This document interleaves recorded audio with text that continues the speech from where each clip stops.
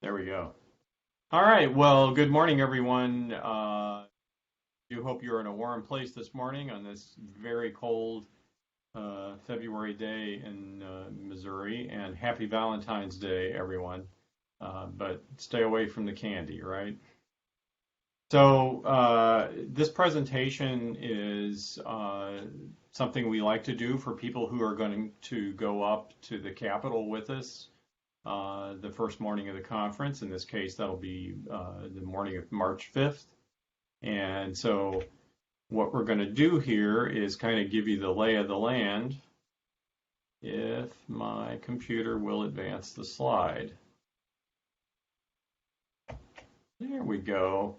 So first of all, I'm Gary Harbison. I'm the executive director, and the other coalition staff are listed. We are a small organization, so there's only four of us. Melissa Kleffner-Wansing, Ashley Herman, their titles are there, and then Jessica Emmerich is office manager. She is part-time.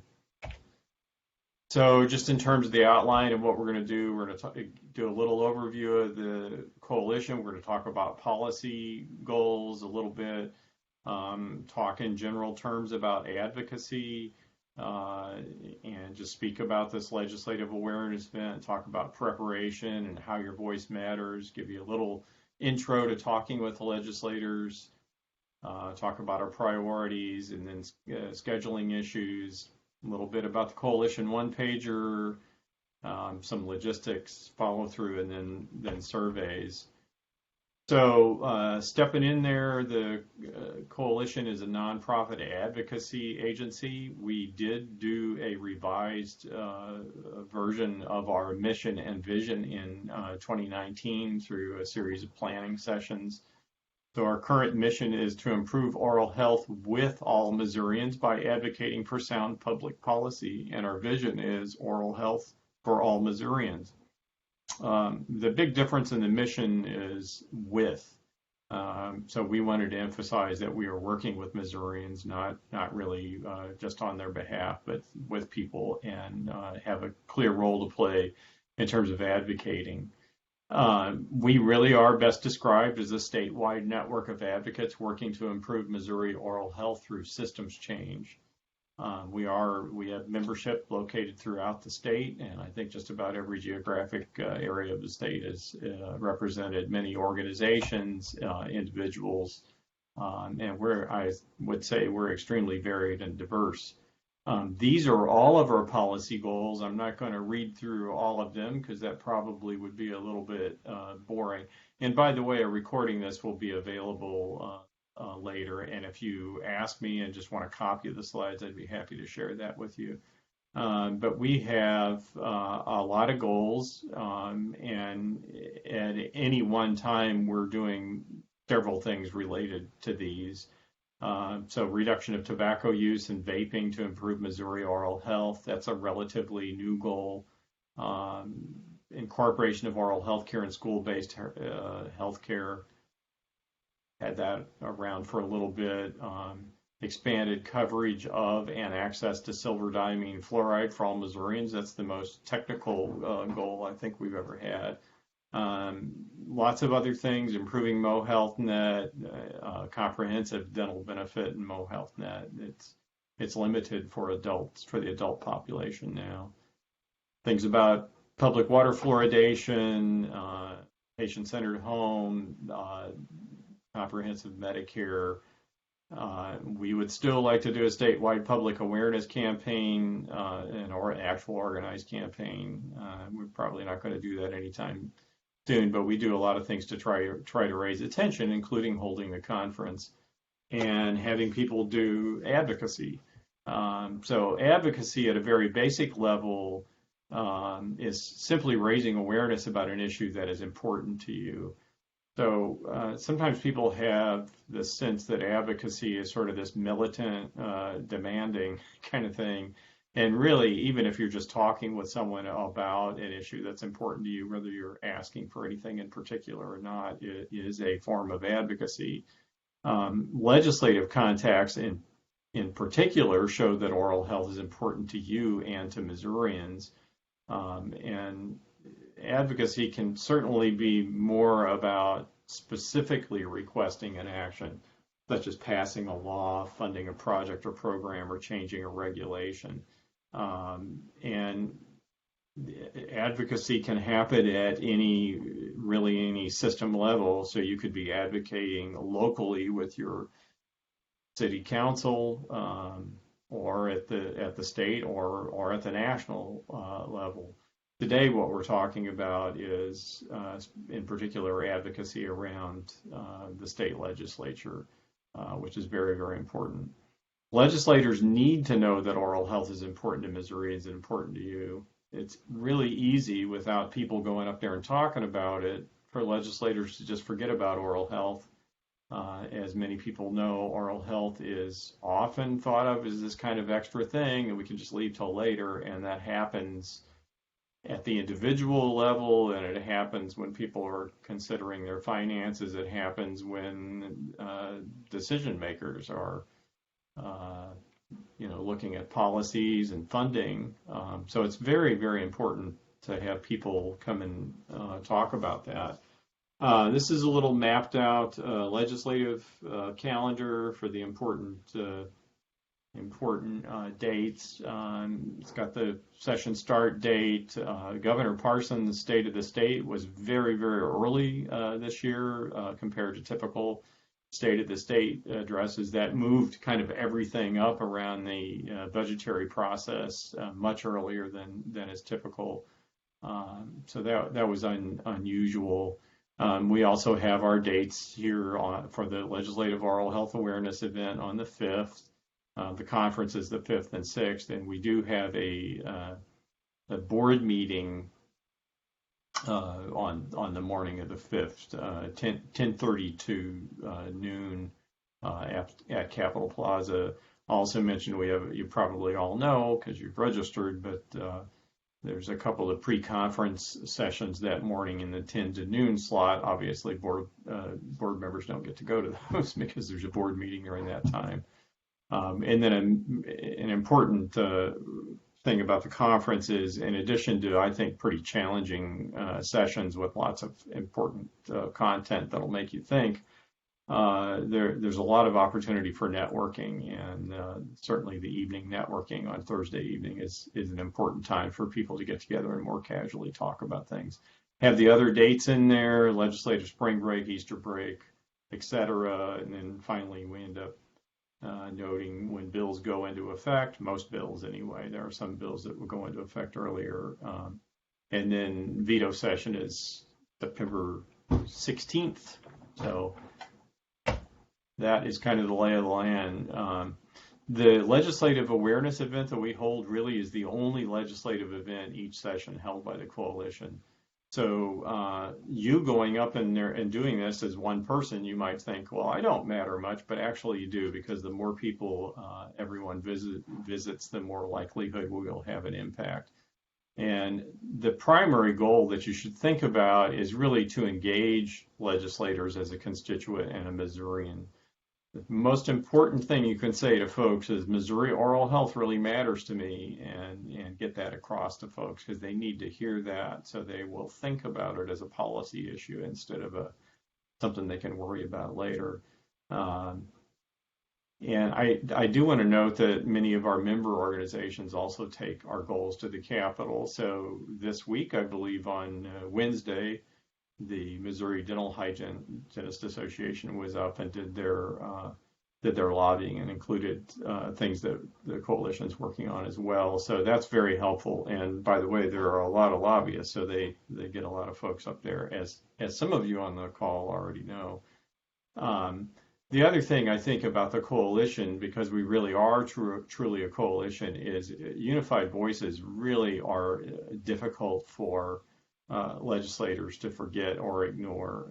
So they hear people being repetitious and saying the same thing, but they hear that oral health is important from a lot of people, and then if they're talking about the same goals, it really gets in their head. It's a little bit like that adult learning principle that people need to be told what they're going to be told, and then they need to be told, and then they need to be told what they were told.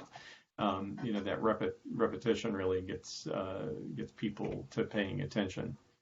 In terms of preparing for this, you should look up your senator and representative ahead of time. You will find a lot of information about them on the House of Representatives and Missouri Senate websites. There's a page for each senator and each representative. You can find their committee assignments, so you can find out if they are chairing certain committees. You can see the legislation that they have sponsored or co-sponsored. That tells you a lot about their interest areas. It also probably gives you an idea about some of their priorities. And sometimes you can kind of tell because you know that some legislation is sort of a hot piece of legislation and is going to take a lot of time, effort, energy for them compared to what we're working on, which I would not. I mean, our bill we're trying to get passed this session, which I'll talk a little bit more about in a bit, is not a kind of a big hotly contested thing that's controversial or anything. So you can kind of see it's good to try to familiarize yourself a little bit, especially for your senator and your representative. Find their bios. You can find a lot of personal information about them, and you get a photo, so you see who it is. It'll also tell you the room number and their phone number. Good information to have.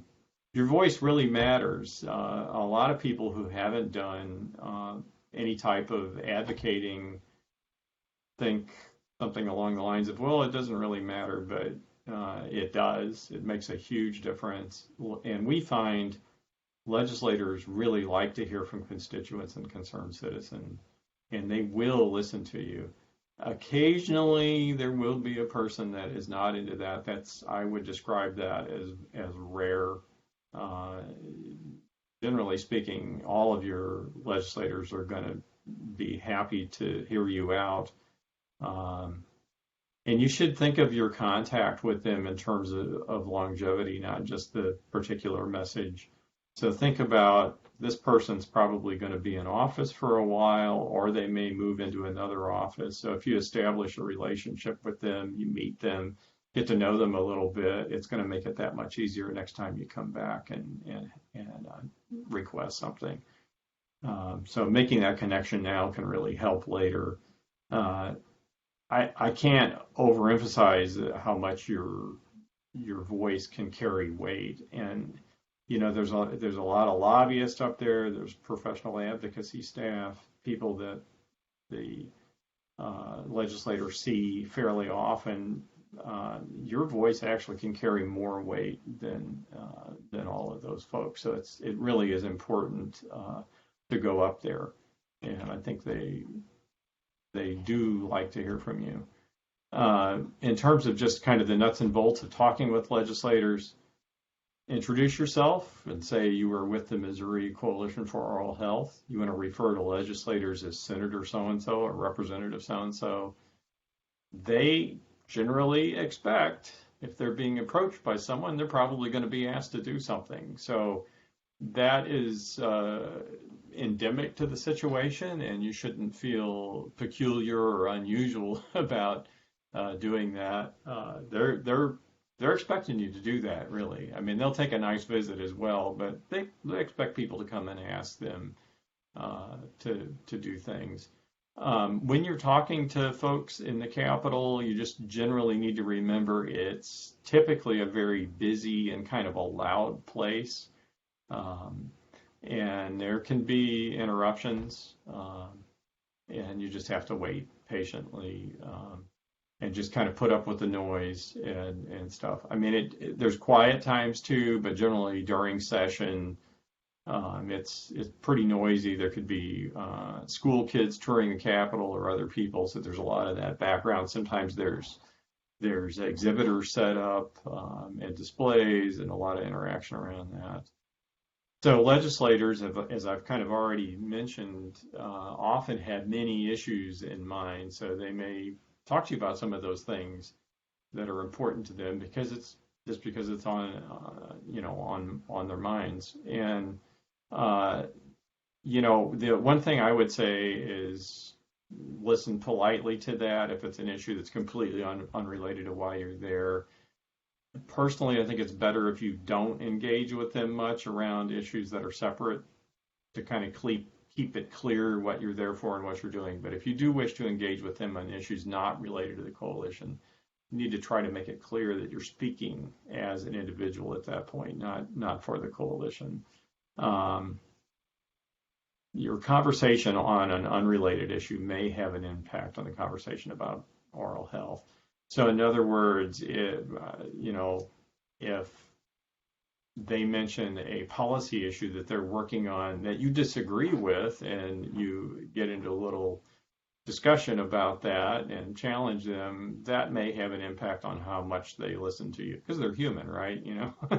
So that may have an impact on how much they listen to you. Could go the other way. You might agree with them, and then they're a little bit more likely to listen. I think generally it kind of muddies the water a little bit. Kind of hard to avoid sometimes, though, but try to keep on track and wait them out a little bit. You can always repeat yourself to get the conversation back where you want it to be. A lot of times you actually won't be talking with the legislator themselves. You'll end up talking with the LA or other staff and interns. That can be just as beneficial.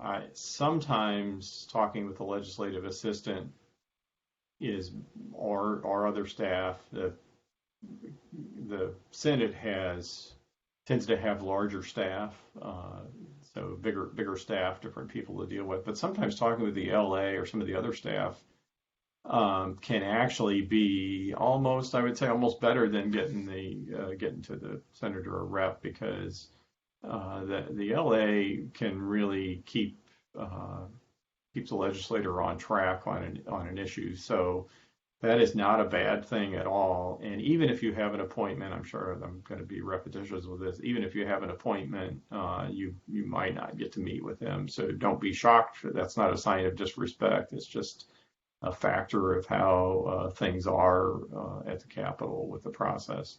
One thing's very important. It's not cool to refer to the legislative assistant as a secretary. That's not what they are.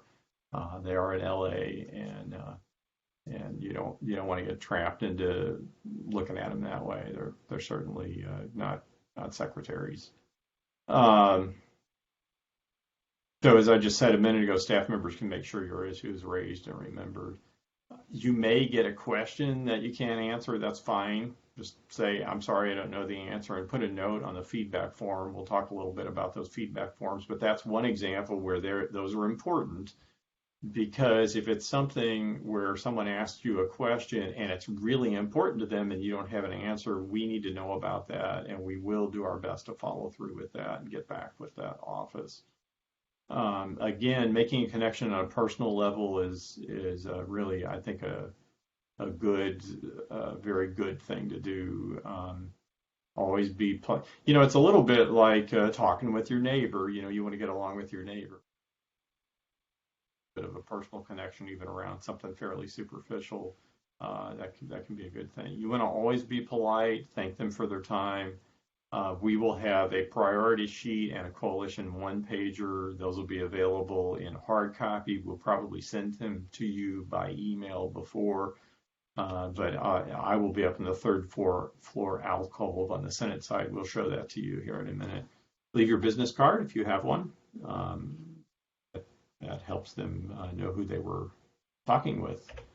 In terms of our priorities for this session, we have really two sort of general asks, and then we have Senate Bill 619 that Senator Wallingford filed. So this is legislation to support local public water fluoridation decisions. And the hearing was held on the 5th of February. There was absolutely no opposition. MDA and MCOH testified in support.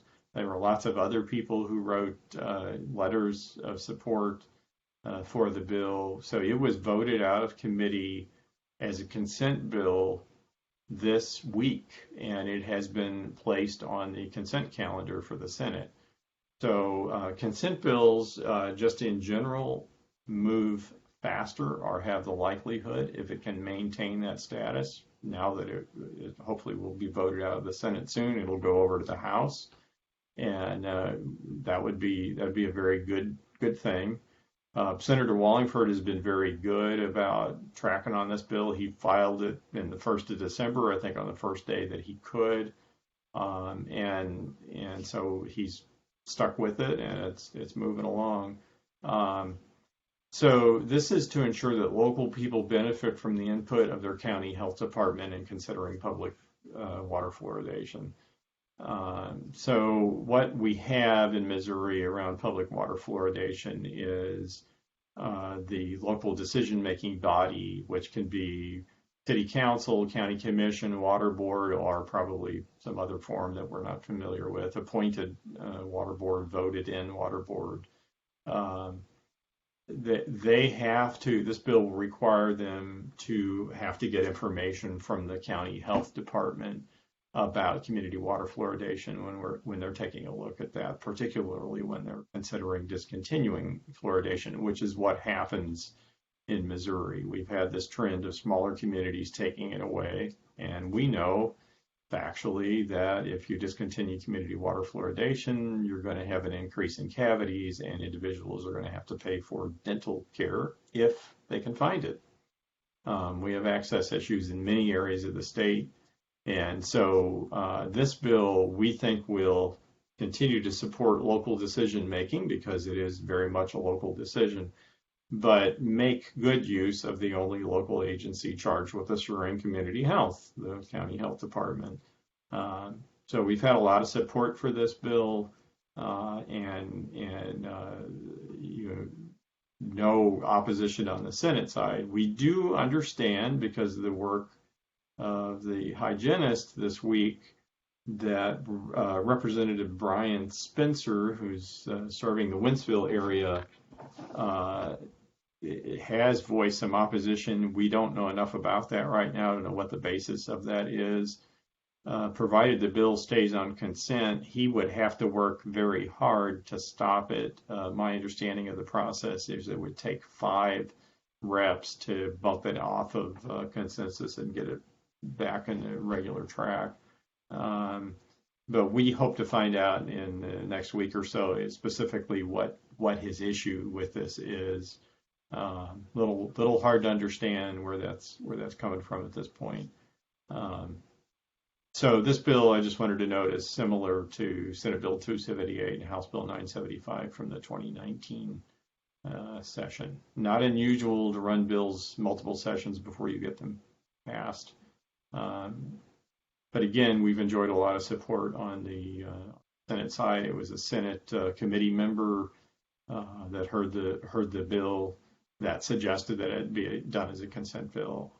So we were glad to see that not only do pass out of the committee, but do pass as a consent bill.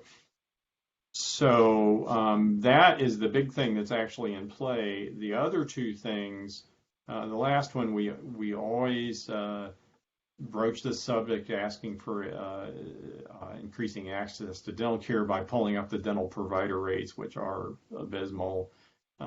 We really find very little traction with this. If someone gets somebody interested in that when you're going through this, please let us know very quickly. It just seems to be the kind of fiscal environment where they're not really wanting to consider new items. And also I will say my understanding of the state, the funds that are coming in, the revenue that's coming in, is that it is a bit lower than estimates, which would cause people to be even a little bit more cautious about expending more money, which a provider rate increase would seem that way. Certainly to expend more money. We also want to be sure to continue to ask them to continue to fund Medicaid adult dental benefits. This is almost like a thank you item, because they chose to do this. And we'll have a little bit more information about that. But that's about 350,000 Missouri adults who are eligible for Medicaid that now have, at least theoretically, have access to dental. We know there are still access issues throughout the state, but a lot of people have gotten services, and we kind of got attention around this item around use of ER for non-traumatic dental conditions, ER, hospital emergency rooms, emergency departments. And we have actually seen a 47% drop in use of hospital emergency departments for non-traumatic dental. So that's a tremendous policy success. You often don't get to see a direct impact from a policy, but we did this time. So those are just a couple of the highlights on that. There'll be a little bit more detail for you on the priority sheets.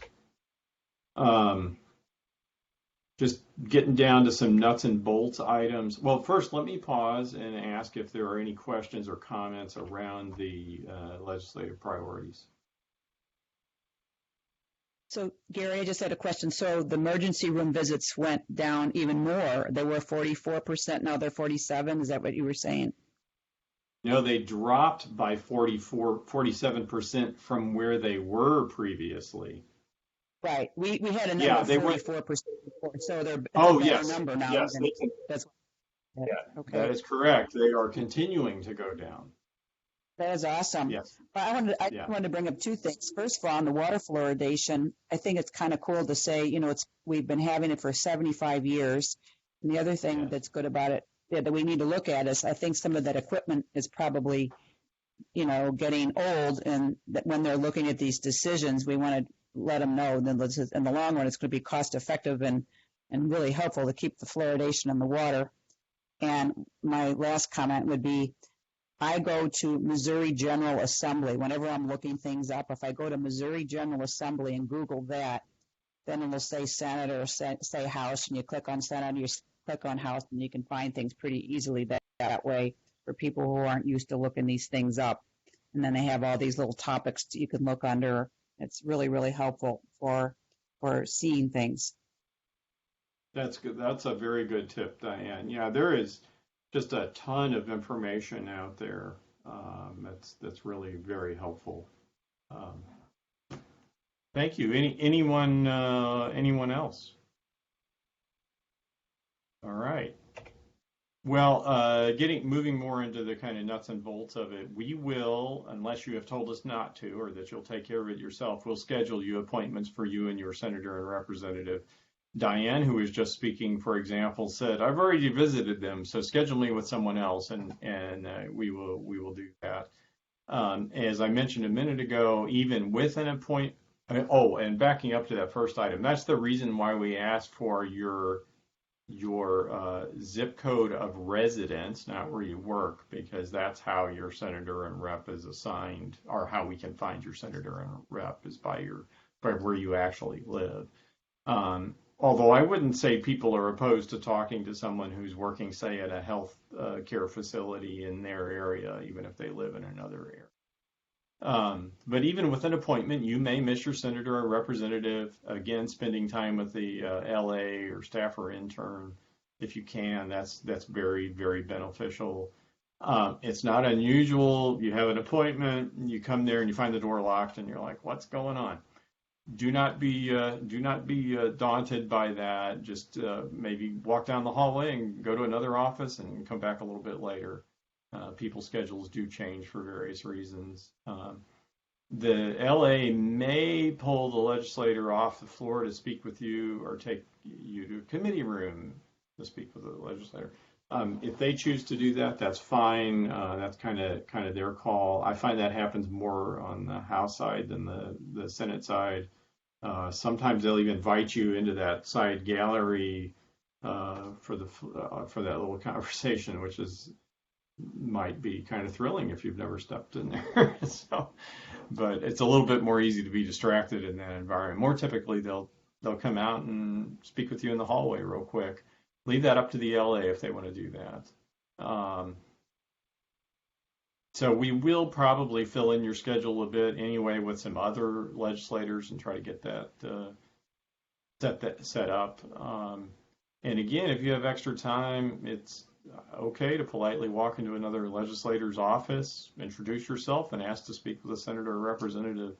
And you want to be especially polite about that since you didn't have an appointment, but those impromptu appointments are fine.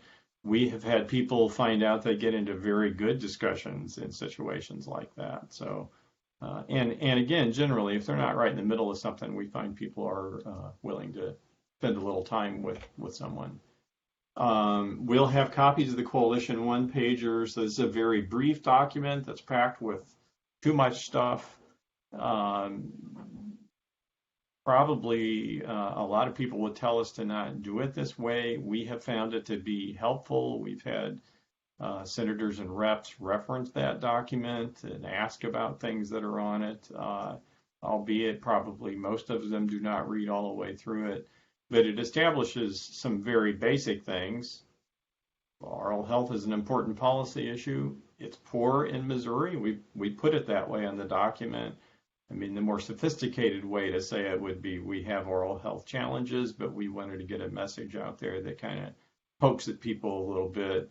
And it should be and can be addressed by policymakers.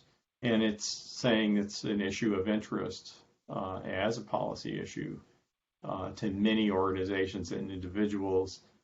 The logos on the back page is almost all logos. These are organizational members of the coalition.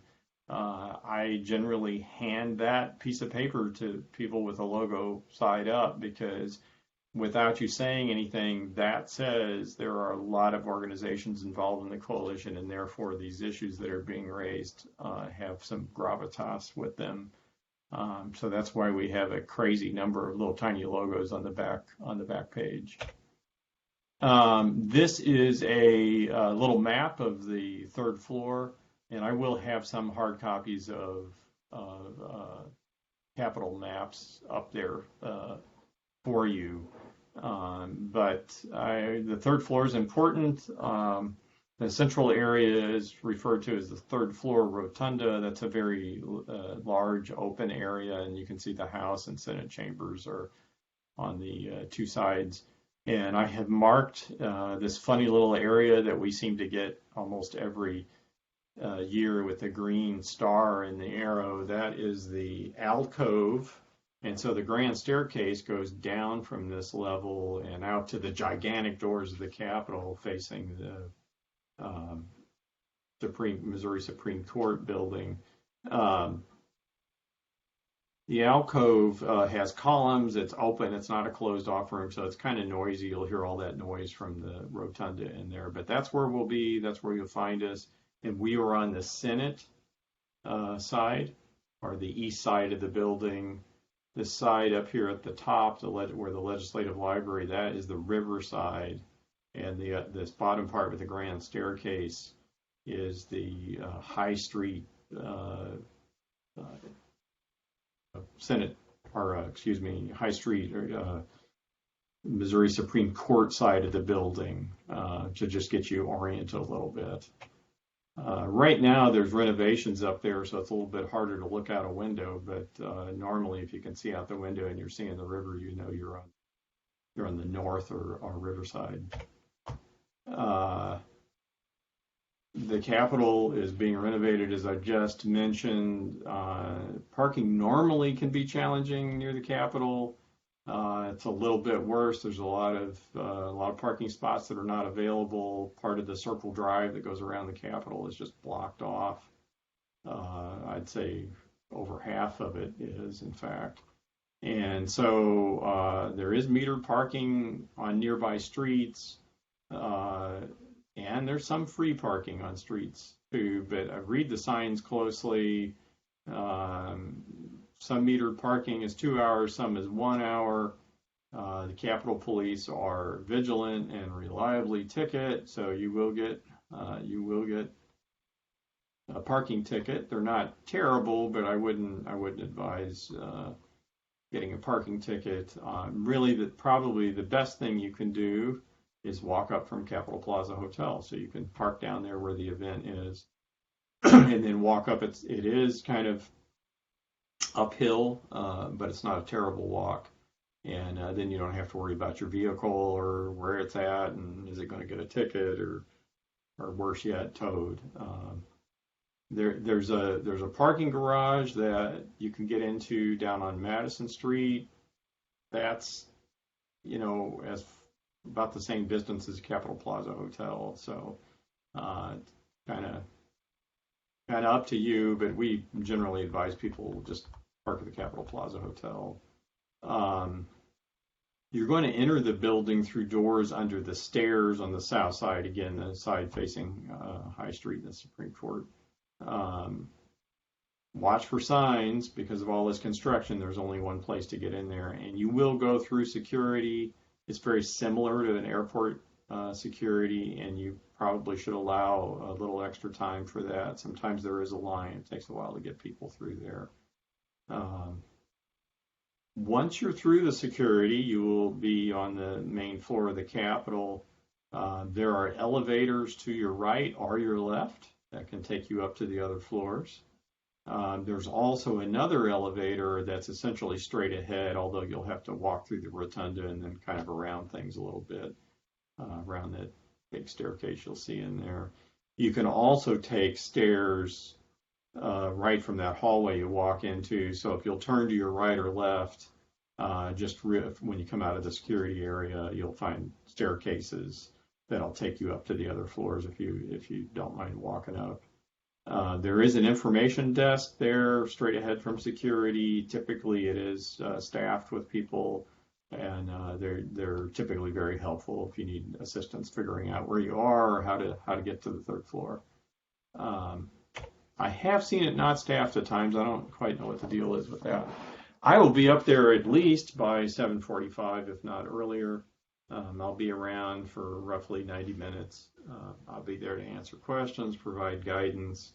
We'll have copies of material. Look for material to be sent to you ahead of time.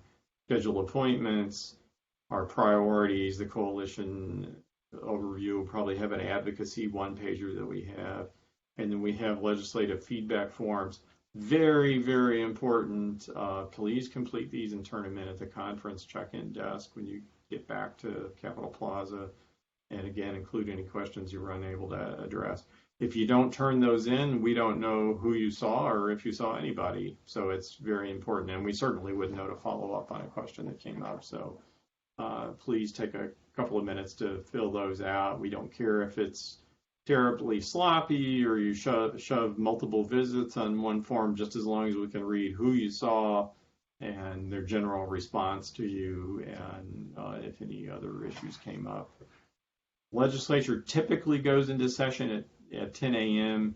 We don't know this far ahead what the schedule will be like that morning.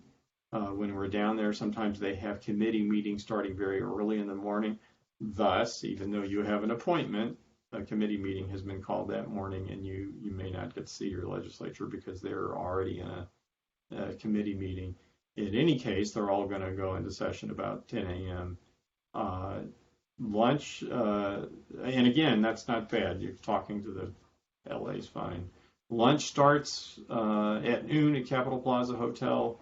And again, I mentioned there were pre-conference sessions that you may want to attend from the 10 to noon. Last year we had sessions that ran at the same time as the legislative visits, and not so many people made visits, so we wanted to get away from that this year. So that's why we have two concurrent visits and space. You could go to the legislative awareness event and do some visits and then still get down there in time for one of the 10 o'clock pre-session things if you've signed up for it. Afterwards is very, very important. Again, turn in those forms. We really want them. I would highly recommend that you take time to write a personal note to anybody that you visited with, whether it's the LA or the legislator. You want to address it to the senator or the representative. This is how you you do that down here. And again, you can find all their information online. But handwritten notes are atypical, and I think they kind of stand out for people.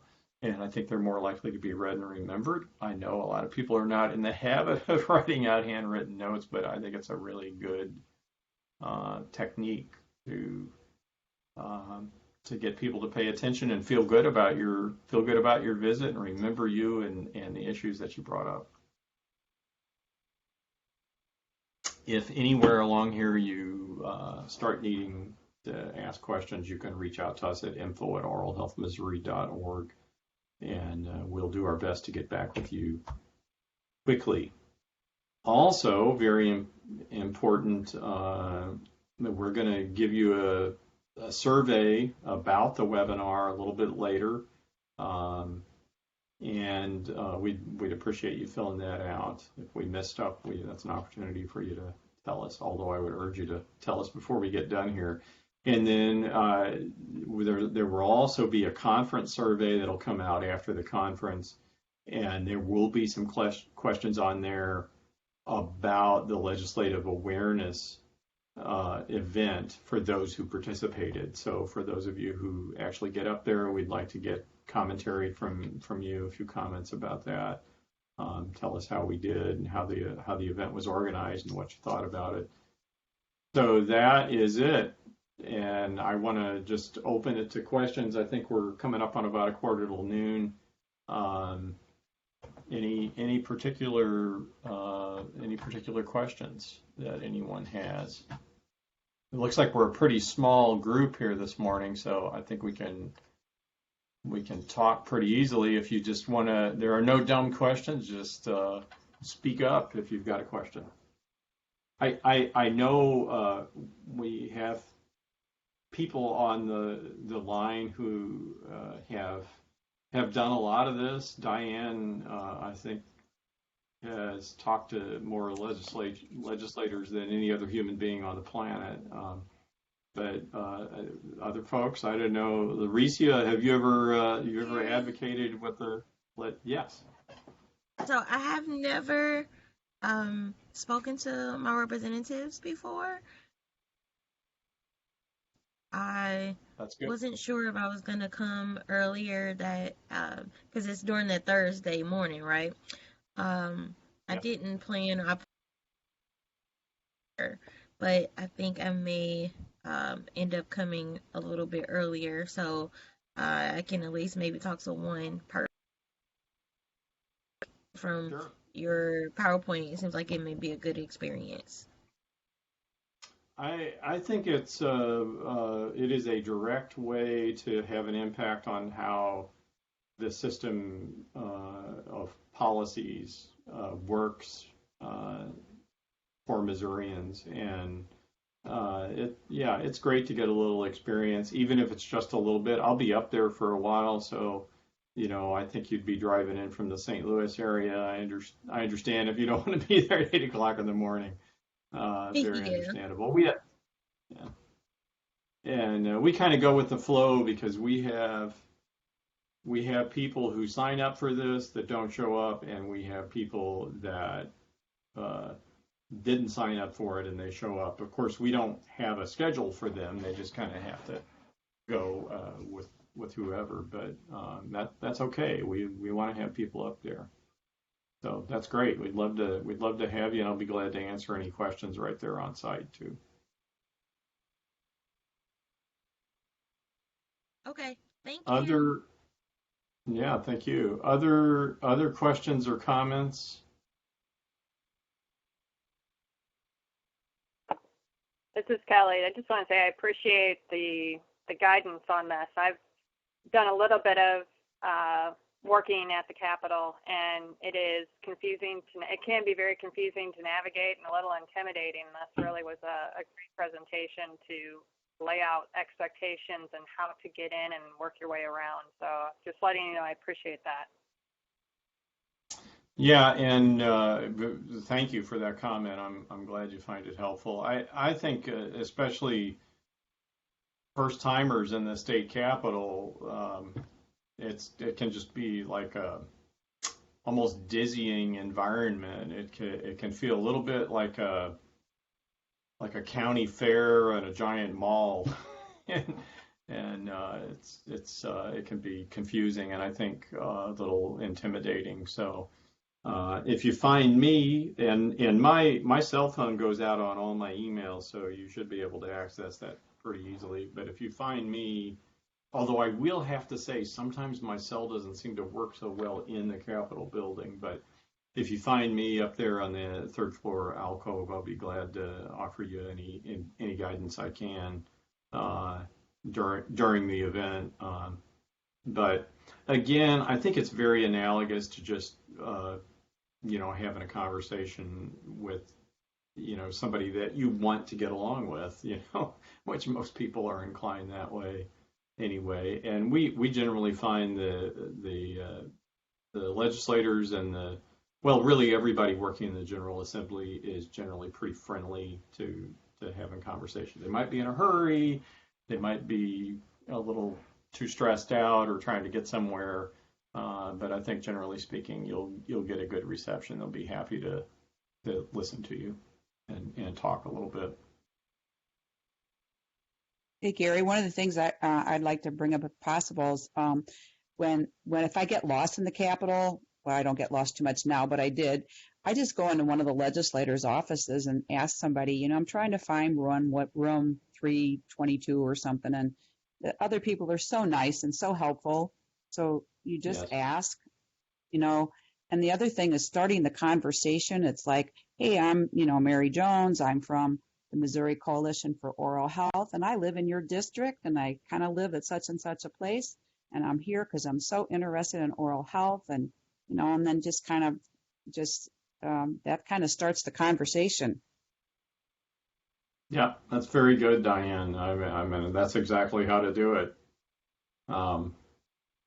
I've seen it done other ways too, because you might walk into an office and see something about a sporting team, maybe even one that's won a Super Bowl recently, and that may be a basis for a quick little chat and a connection, and then you can go back into what Diane just walked through there. Here's who I am. Here's who I'm with, and oral health's really important to me, and I think people will be open to that. That's good. Thank you, Diane. All right. Any other questions or comments? Well, I appreciate you all being here this morning for this, and I look forward to seeing you up at the Capitol on the 5th of March. And we'll have a great time. It'll be fun. We'll get some materials to you relatively soon, so look out for that. And again, we'll have some hard copies up there at the Capitol building for you. And you can not only ask me, but you can ask Diane, because she knows what she's doing too. So it's great. All right. Well, final words, anyone? Just thank you. All right. With that, yeah, thank you. And with that, I'm going to give you a little bit of your time back. We got out done a little bit before noon, and I hope you all stay warm today, and we'll see you soon. Take care.